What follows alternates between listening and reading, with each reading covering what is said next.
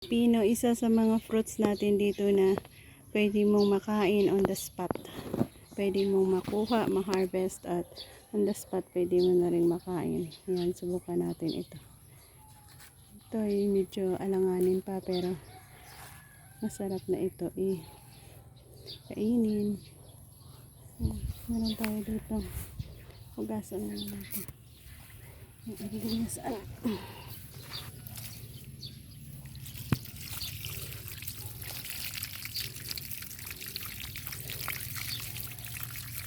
Yan.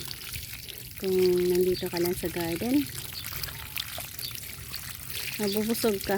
Like okra, pwede mo rin siyang makain raw. Yan din ay kinakain ko rin yung hilaw. So ayan na nga itong pipino natin. Pakita ko sa inyo ang ibang area kung saan maganda ang tubo ng ating pipino. So ayan sa pipino na. Ayan dami nating pipino dito. Yan. Kita niyo ba? Pero isa yan sa balak natin kainin ngayon.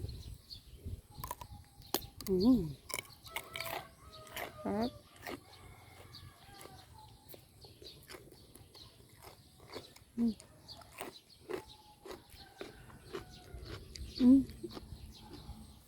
Dito pala madami-dami yun. Nandito.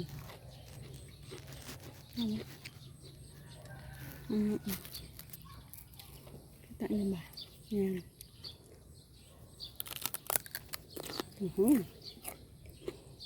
Sarap.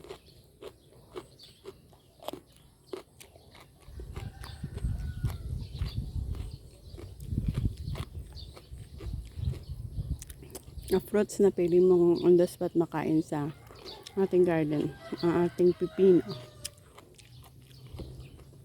Salamat.